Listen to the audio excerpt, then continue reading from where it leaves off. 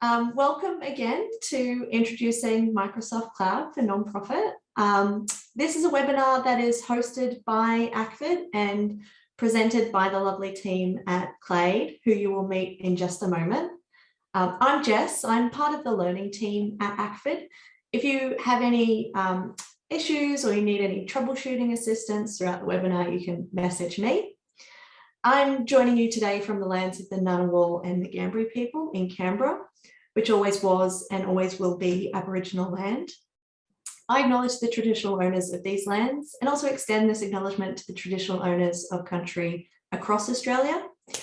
I pay respect to elders past and present and acknowledge their ongoing connection to the lands and the waters and the skies surrounding us, and also to the vast wealth of knowledge that they hold. You're most welcome to pop your own acknowledgement in the chat and share the country that you're joining from today. The ACFID Council stands in support of the Uluru Statement from the Heart, which calls for First Nations people to have a voice to the Australian Parliament that is enshrined in the Australian Constitution.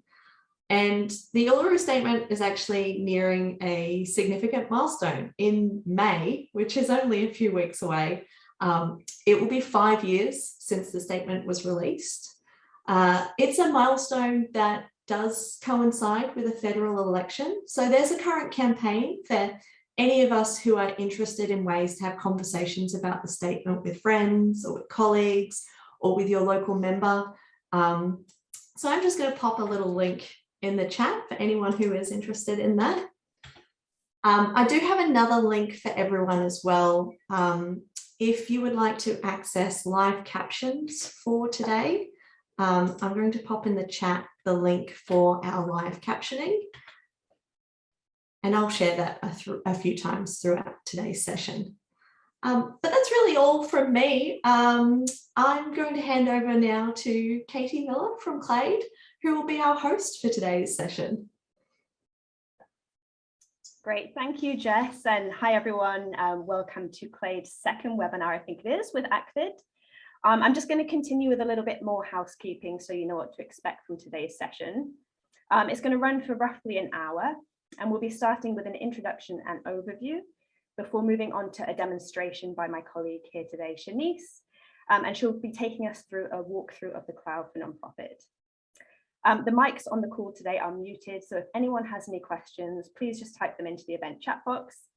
We'll do our best to answer as many as we can today, and any that we don't get to, we'll follow up with after the session. So in terms of the agenda for today, what we're going to be covering is a little intro to Clade and some of the work that we've been doing with non-for-profits.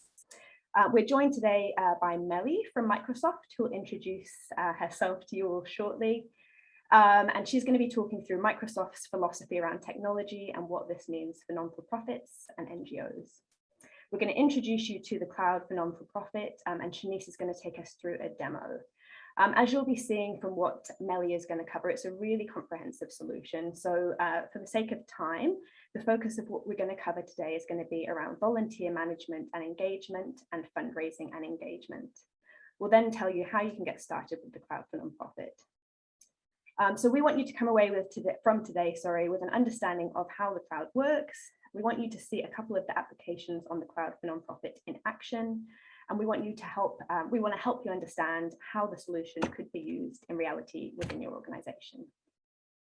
So in terms of the three presenters on the call today, there's myself. My name's Katie. I'm Clade's marketing manager. I'm based in our Sydney office, and I'm responsible for things like our partnership today with ACFID and pulling things like this webinar together. We're really super lucky to be joined by Melly Kaplan, who lives and breathes non-for-profits.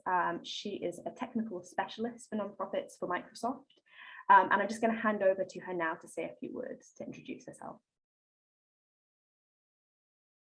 Oh, you're on mute, Melly.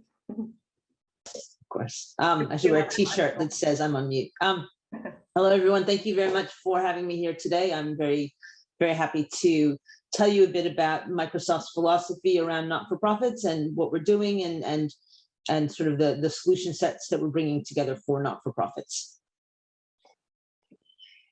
And we're also joined by my colleague Shanice, who's also based out of the Sydney office for Clade here with me. She is our customer success manager. Shanice, if you want to say a few words to introduce yourself.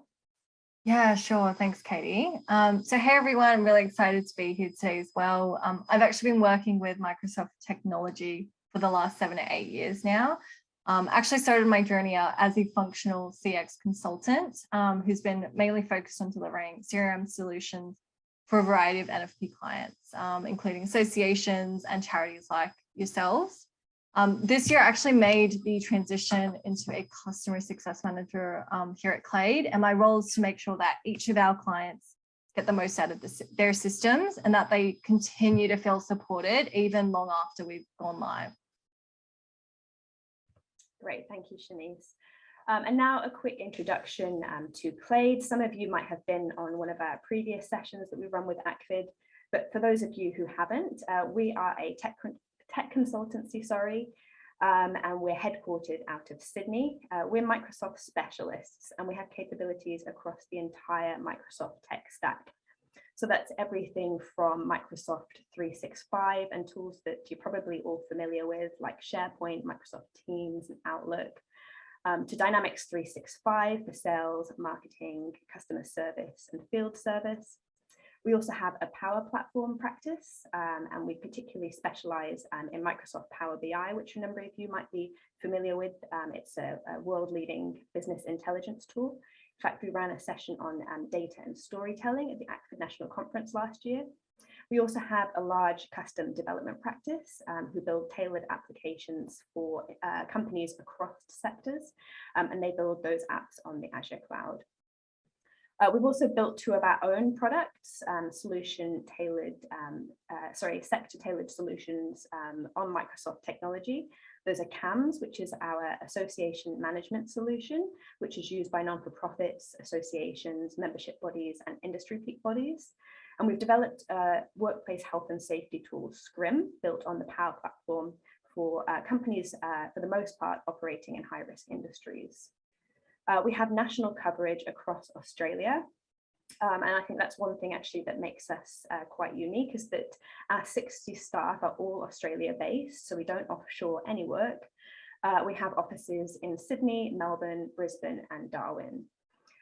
We have grown really rapidly, particularly in the last few years, and we were super excited and happy at the end of last year to be listed as one of Australia's fastest growing companies in the AFR Fast 100. We placed at number 52. We grew even faster and even further this year when we were acquired in January by Brennan IT. Brennan is Australia's leading managed services provider. So we went from a company of about 60, as I mentioned, to a company of around 500 plus overnight. But I think one thing that's really important to note there is that we're still being managed pretty separately. And so we've managed to retain that kind of small company, small business feel and that personalized touch that a small company can bring, despite being part now of the Brennan family. There's some of our key customers on the screen here, and that brings me nicely to my next slide.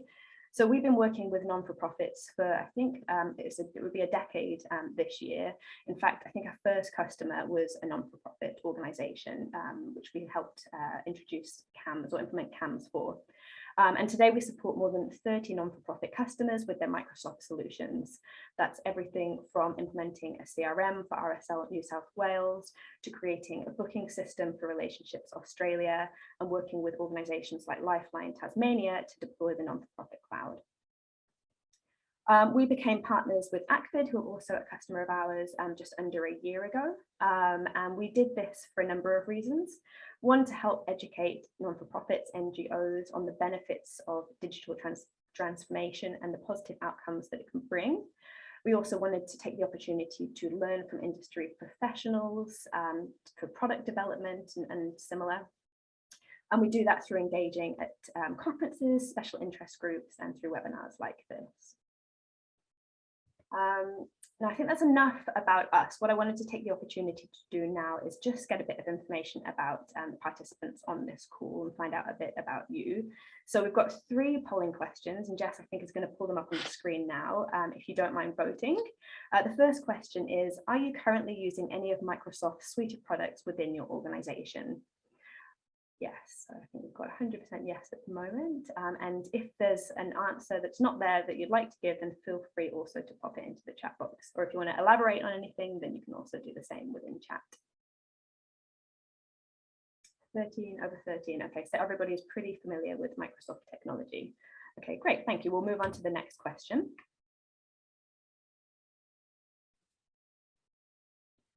Which is, oh, actually, I'll share the results. Sorry, it's just popped up. Jess, I'm going to share that.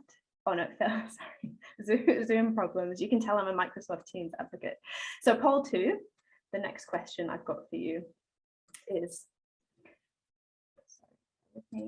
what tool or provider are you currently using for volunteer management? And if it's other, then feel free to pop it into the chat box. That would be great, just to get that information.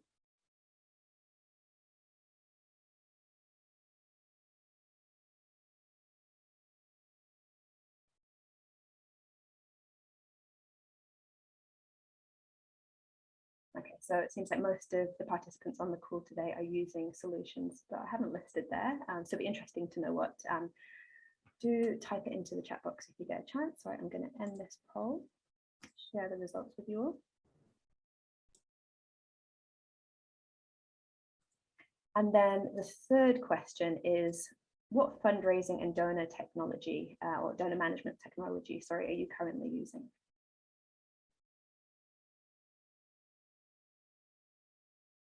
A couple of you using Blackboard,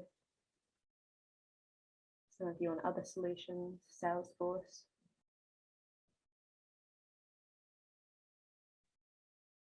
Okay, fantastic, cool.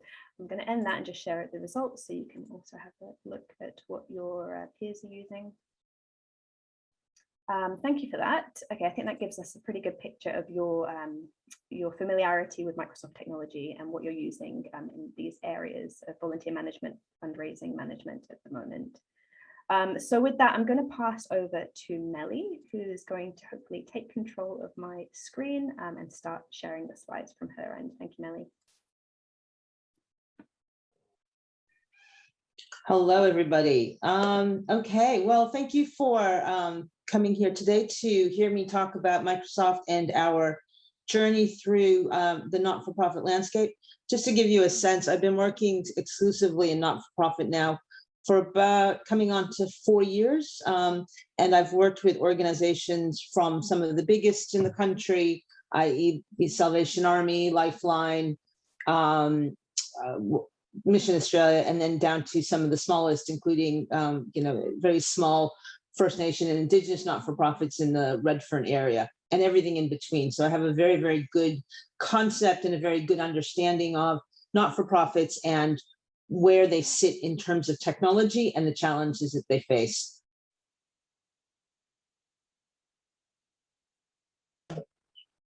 There you go, getting on to this. All right. Sorry, you'll have to excuse me. I don't use Zoom, so I'm not really au fait with. Yeah, it keeps doing that.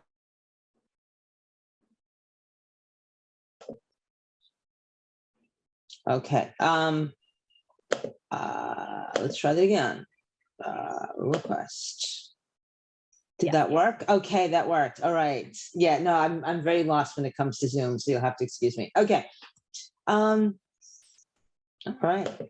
Why is this not moving? I think all right, I'll do it this way. I'll do it this way. Okay, so there we go. Okay, so we are living in a changing world, as we know. One of the big things that we know is that it's not just the pace of change, but also the instability and the unknown that can happen in a moment's notice, i.e. the last 2 years. We have diminishing trust, not just in technology, but in our institutions as a whole. And that also has a major effect on the not-for-profit industry. But one of the big things, and for me, one of the reasons that I'm so passionate about this is because I truly believe that vulnerable communities have always consistently been left behind. And if not-for-profits aren't at the forefront of technology and digital and don't have the fluency of digital, then it'll be very, very difficult for them to advocate for those vulnerable people and those vulnerable communities going forward. And that will leave them further behind. So that's a big a big impetus for me to go on this crusade that I'm on. So the question is, what should technology do? What should the role of technology be in our lives? And one of the big questions that one of the big fears that we hear a lot about is AI and automation. And one of the things that's really important to understand is that automation and artificial intelligence isn't really about replacing human beings. It's about augmenting humans and really having the ability to do that. And how do we do that? Well, the first is opportunity and responsibility. So we want to empower every not-for-profit and every human organization to accelerate social good.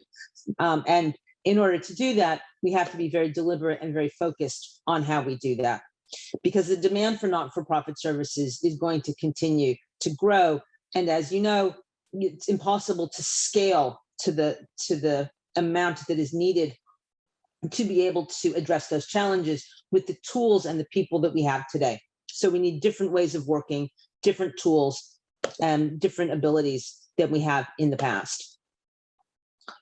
I'm really not doing well with this. Okay, so Microsoft has always been a really generous corporation, right? Last year, for example, we donated $2.5 billion in grants and discounted services and software. We donated $221 million by Microsoft employees, which was matched by Microsoft. And then we support 225,000 not-for-profit organizations around the world. And we've always been that way. But the big difference now, as opposed to where we were in the future, where we were in the past, is that when Satya Nadella, our CEO, came on board, one of the things that he said was that our mission is to empower every person and every organization on the planet to achieve more. And what we noticed is that not-for-profits weren't being catered to specifically or in any kind of focus. A lot of you may know from your previous dealings with us that your experience with Microsoft purely depended on how you came into Microsoft, whether you came in through what we call the education business unit or whether you came in through public service, et cetera. So the pricing was everywhere. There was no specific services or resources for not-for-profits. 4 years ago, Microsoft established a not-for-profit called Tech for Social Impact. It is a Microsoft not-for-profit, and it is responsible for all of the sales, resources, and services for not-for-profits. Because it is a not-for-profit itself, none of the revenue goes back into the general ledger for Microsoft. It stays within Tech for Social Impact. Sorry. And then that funding is used to continue to get further discounts for not-for-profits, to create resources and services, i.e. the cloud for not-for-profit. And also we use that money for our philanthropies team to invest in things like AI for good, AI for culture, AI for sustainability, et cetera. So we fund that as well. I'll just keep going.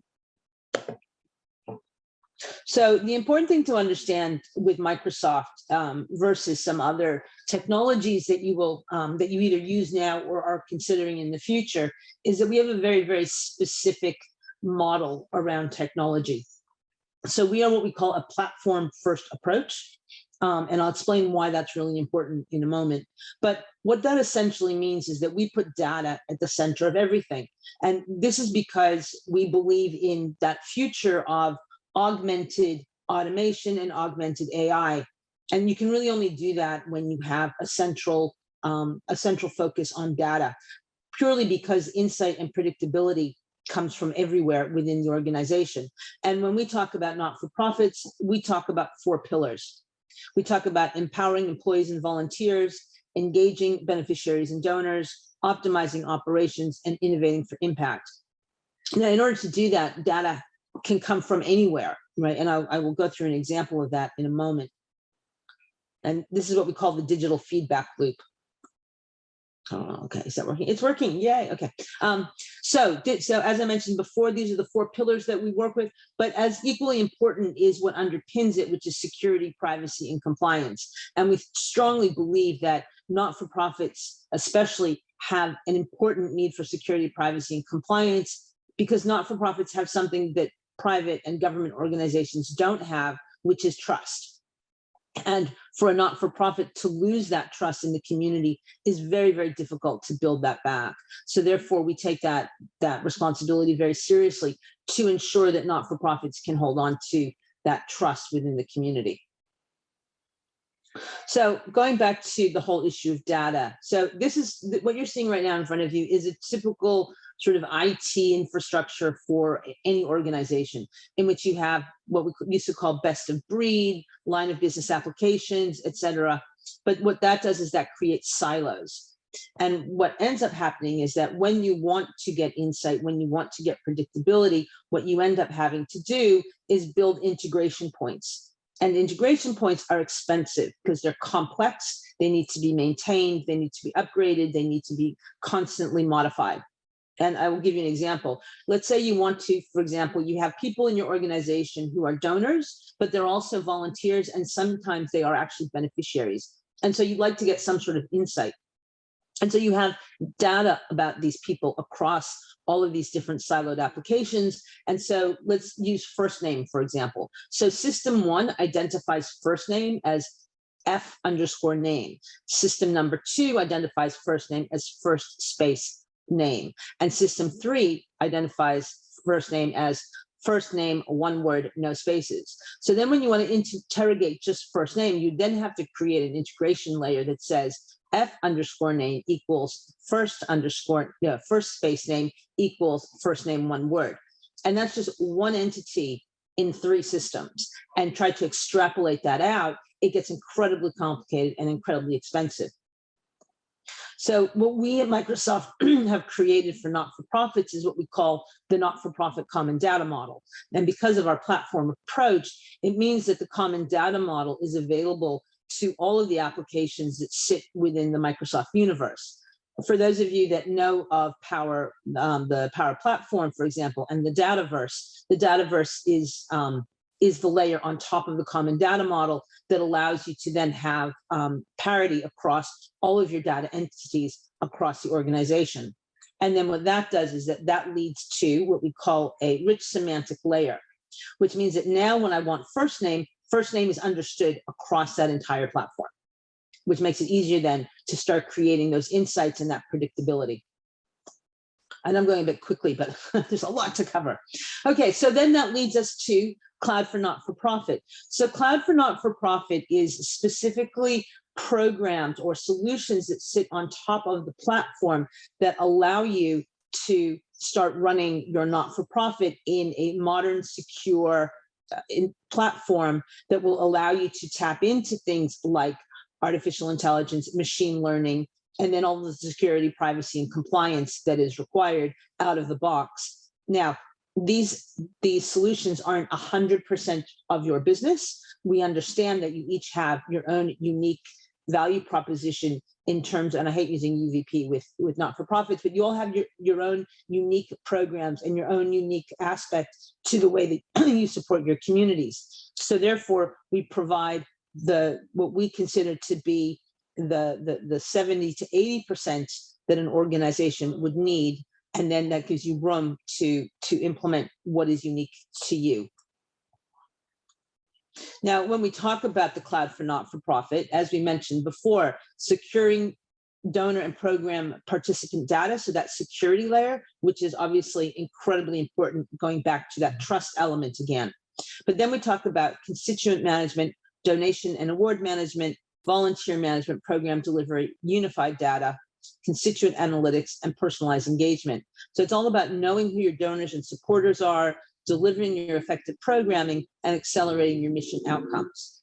And then what we do with that is we provide a secure hybrid environment. So for those of you, for example, that still have on-premises technology that you still need to run for whatever reason that you have, we have the tools to allow you to have that hybrid environment where you are on-prem and in cloud, integrated security tools, and then delivering rapid, intelligent results. And this allows us to provide for our not-for-profit customers a platform, which means that they don't have to think about all of those integration pieces because that already comes out of the box.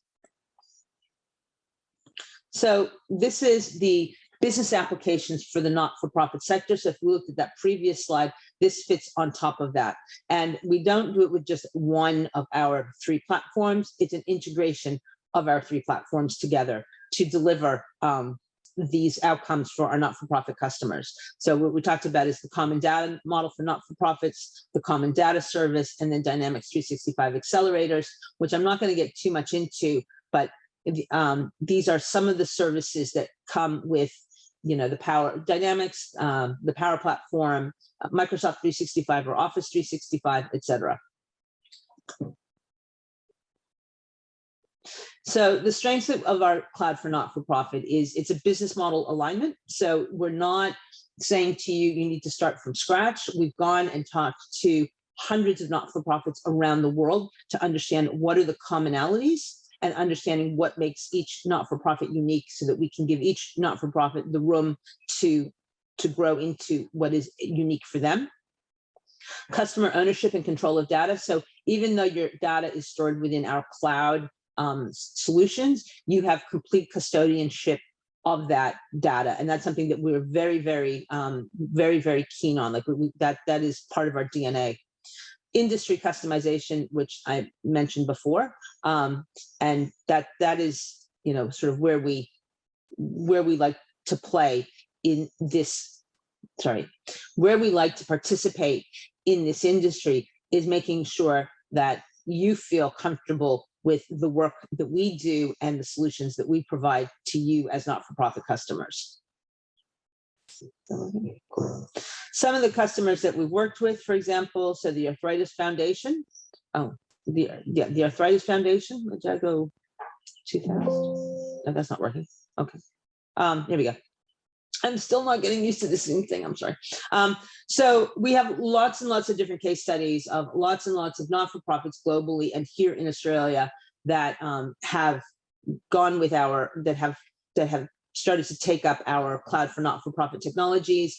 And we have, you know, hundreds of case studies on customers using our technologies for a range of different applications. And in future, more than happy to come in and give you more of a deep dive of some of those examples globally and in Australia.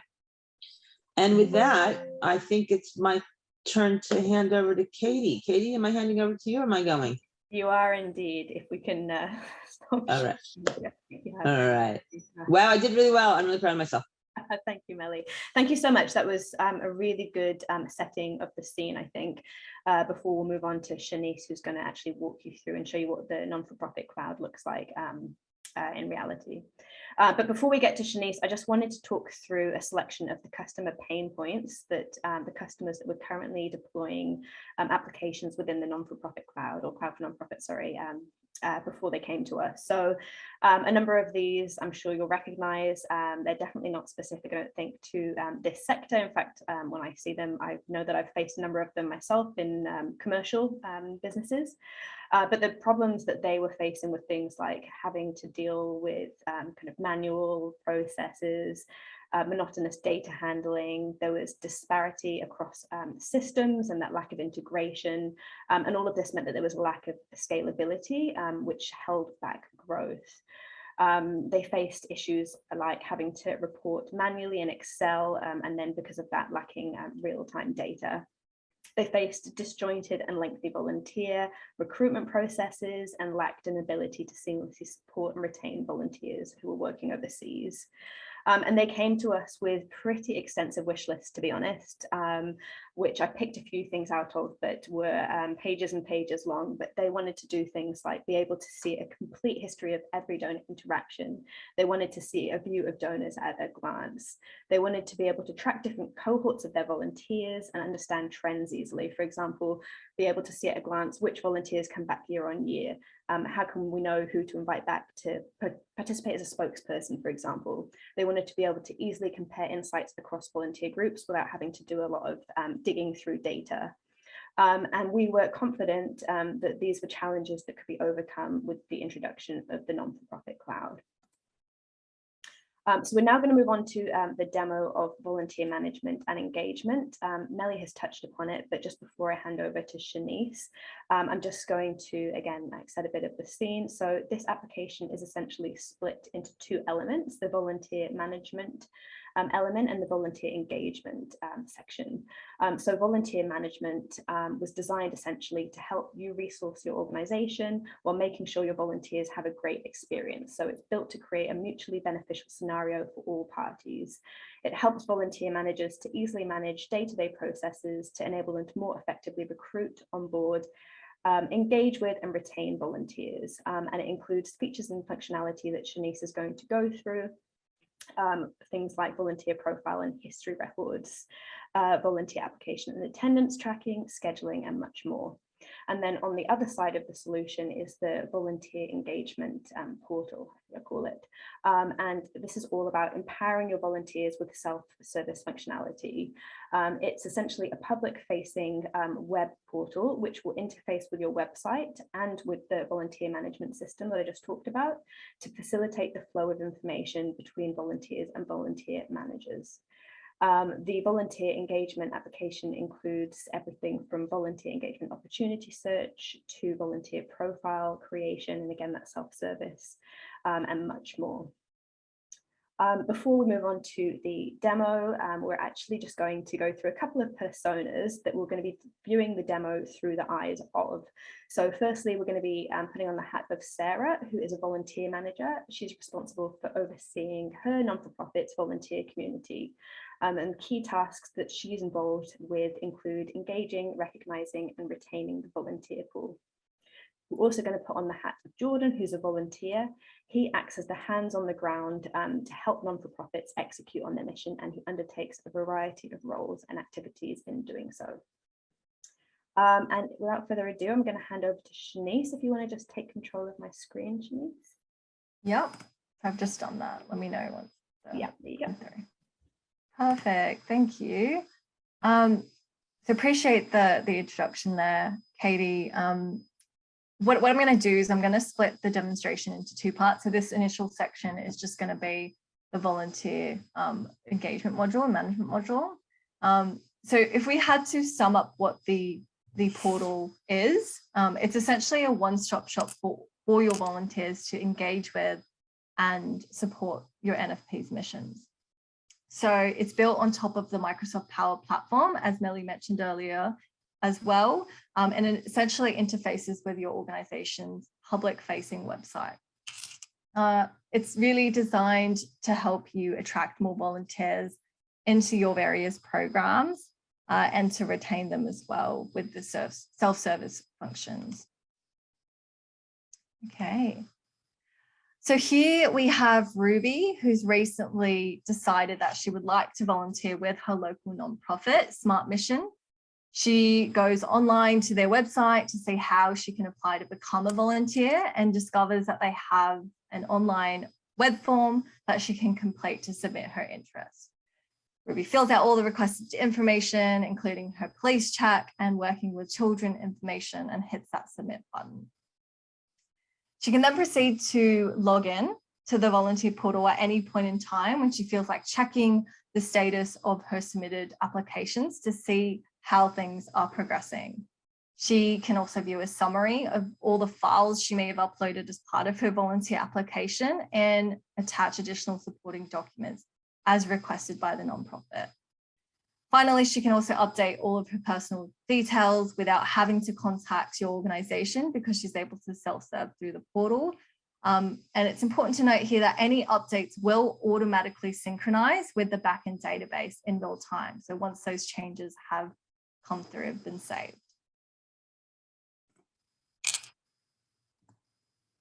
Okay. I'm now going to switch perspectives. So we're now going to assume the role of a volunteer manager by jumping into the backend system to access our volunteer management module, which you can see from the top here. This is where we'll be able to manage all things volunteer related, including access to new applications that have come through to volunteer profiles and various reports, such as this volunteer dashboard example we've got here. So from the volunteer dashboard, we're able to extract some meaningful insights from our database to get a sense of the organization's volunteer engagement activities. So we can see at a glance how many volunteers your nonprofit has engaged with across different regions, to how many volunteer hours have been actually committed to your various nonprofit programs. And you can also track the number of volunteer applications that have been received by your nonprofit over time. You can also drill down to inspect the underlying data that makes up your personalized charts, because there's that native integration with your Office 365 suite. So you can directly export to Excel. You can even use this Excel online tool that's been shown on the screen to bulk update a set of records, given you've been granted the appropriate permissions to do so. So another example of a useful dashboard is what we call our daily dashboard. So let me just go back 1 second. There we go. So with the daily dashboard, this is where you can see all your volunteer engagement opportunities that have been published to your website under the published engagements tile. So this is where we can click on one of the volunteer engagements. Let's choose the invasive species removal one to get more details. And then from here in the summary tab, we can actually see the different shifts for this volunteer engagement, as well as how many volunteers are needed and confirmed for each. So we can see the number of days left until the event kicks off, and also the status of each participant and how many applications still need to be reviewed by the team. So all the information here has been automatically updated from the volunteer portal we saw earlier, and this engagement opportunity essentially represents the volunteer jobs that your volunteer managers are setting up and making available for registration. Any individual from the portal can learn more about each of these available opportunities that's been published, and you can choose to participate in various volunteer jobs directly as well. Here are just some examples of various tabs that's going to show up in that portal once the engagement opportunity is published. And the message settings tab is also a popular feature of this module because it allows you to compose automated messages to go out to volunteer applicants at key moments. And, you know, instead of responding one by one to volunteers, you're able to send out an email in bulk, thanking them for their application or following up with a reminder email.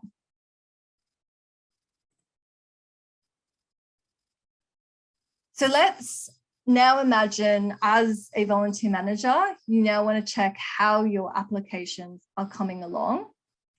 So this is where, you know, you want to make sure that all your volunteer applicants have been reviewed. And we can see from the summary page here that Jordan's volunteer application still needs to be reviewed. So let's go ahead and double click on his name to begin that review process. Within Jordan's contact record, we can see all of his key details in a summary. We can see a list of all the emails and messages he's been involved in with different staff members at the organisation, how he's engaged with the organisation in the past, and all the volunteer groups that he's a part of. His profile also lets your volunteer manager see at a glance who he is and his entire history as a volunteer with the organisation. If we click into the qualifications tab, we can also see what certifications and skills Jordan has to see whether he has the skills required for this particular engagement. We can also jump across to the active onboarding section within the volunteer module to view at which stage Jordan's at in terms of the onboarding process, including any outstanding activities that are required to be completed by your administrative team.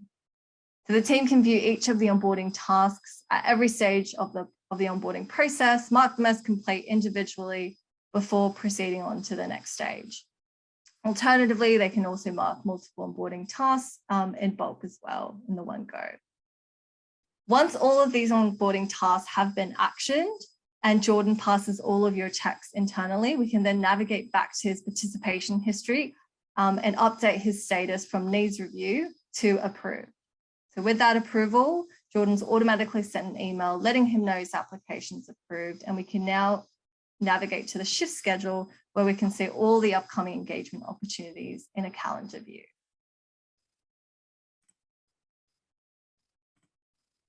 Okay, so that brings us to the second part of our demo. So this is where we have our fundraising and engagement module. So I'm going to walk through things like constituent and household donation management, major donors via opportunity management, and also some examples around integrations. So I'll use LinkedIn as an example there. And finally, we'll wrap everything up using our reports. Okay.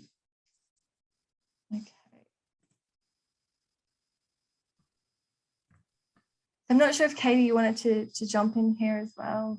Yeah, sure. So just to again say that we're going to be putting on the hat of Liz, who is the charity's Director of Development. She leads the development, implementation and review of fundraising strategies and responsible for building sustainable, diversified funding streams for the organization. Great, thanks, Katie. Okay, so let's get stuck into the fundraising module. So just to give a bit of an intro before we dive into this module, I'll be referring to the fundraising engagement module as the F&E module throughout the remainder of the webinar.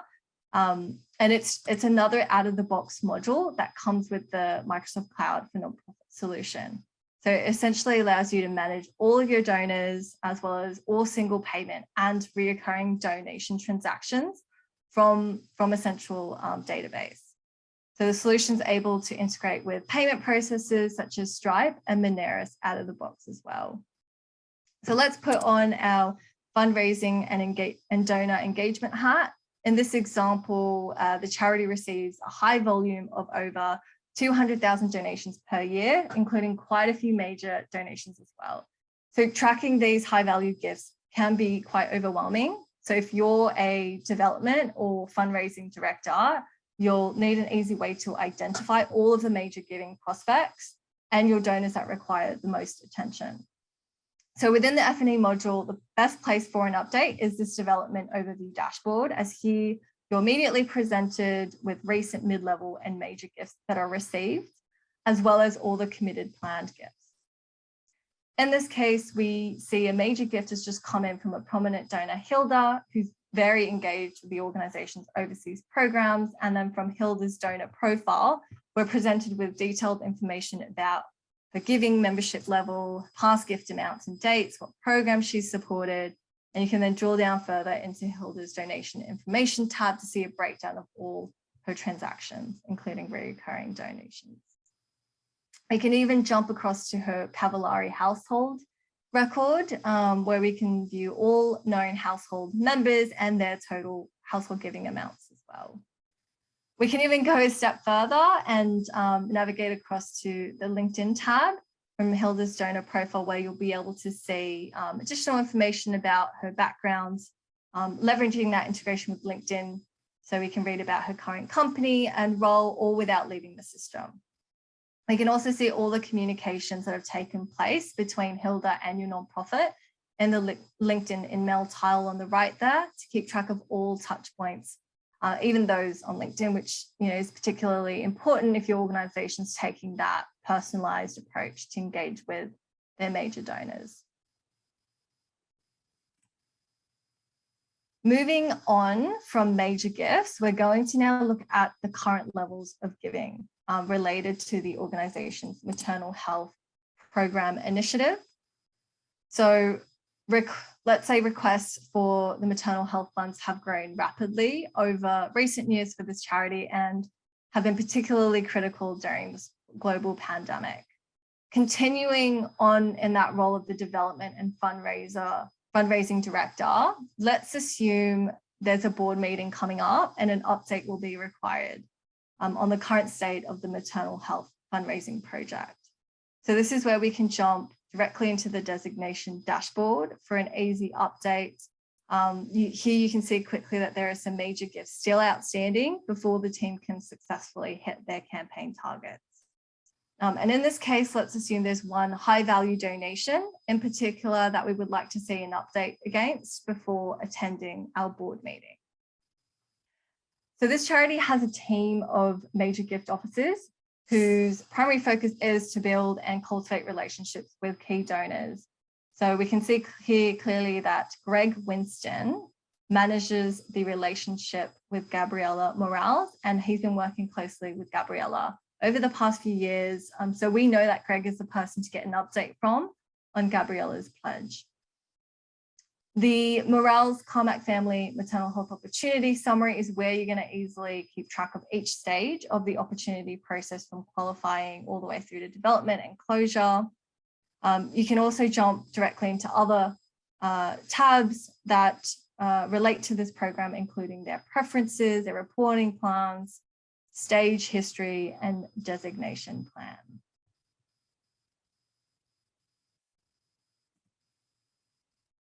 All right, that leads us to a few out-of-the-box reports I'd like to showcase. So let's assume there's one more task to complete in preparation for that upcoming board meeting.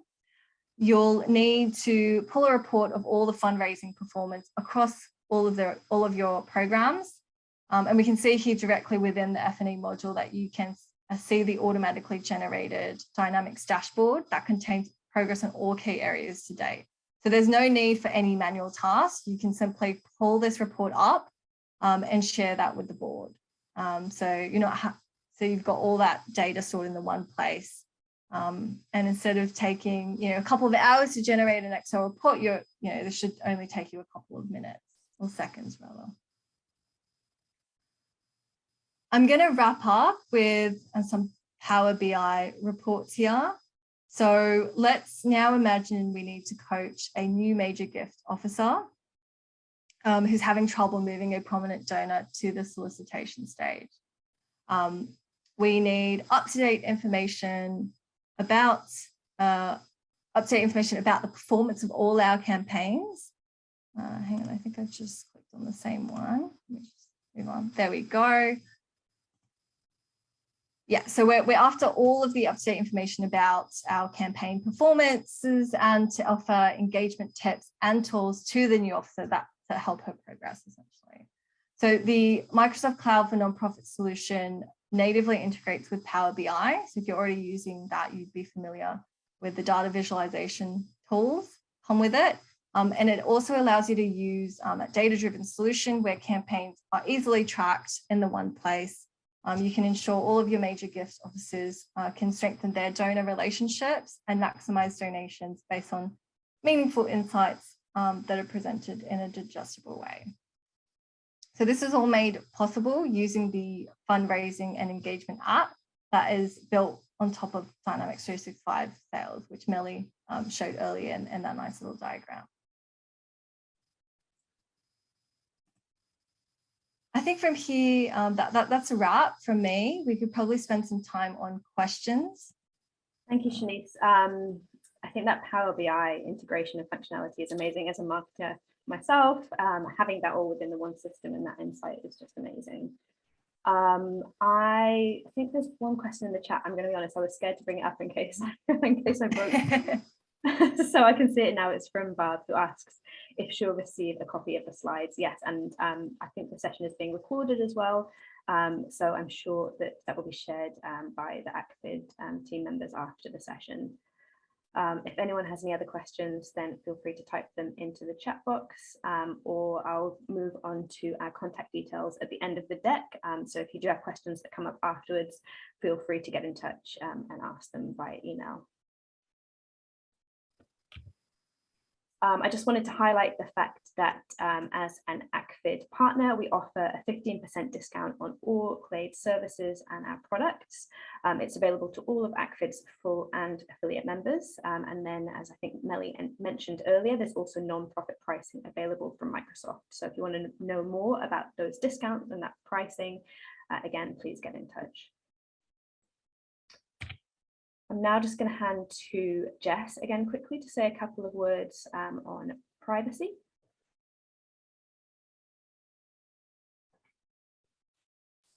Thanks, Katie. So guys, we have you on a contact list. And so that's what we'll use to do things like follow up after this event. But if you do wish to not be contacted by us afterwards, do just get in touch with us and opt out.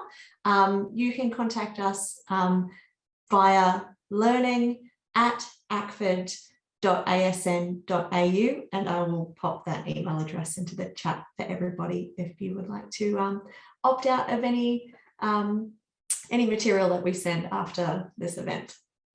Fantastic, thanks. I think there's just one question, Shanice, this might be one for you. Yeah, sure. Some from Chris, I think, who's just wanted to confirm if the website, the volunteer engagement website front end was implemented as SharePoint. It's not actually, so that wasn't SharePoint, that was built on top of Power Apps portals. So the backend does integrate with SharePoint as well as the front end. So we can, especially from a uploading of files point of view, we will integrate with SharePoint, but that portal you saw was actually in Power Apps portal. And again, the benefit of being on that is because it natively integrates with your backend database. So hopefully that answers your question, Chris. Yeah, he says thank you.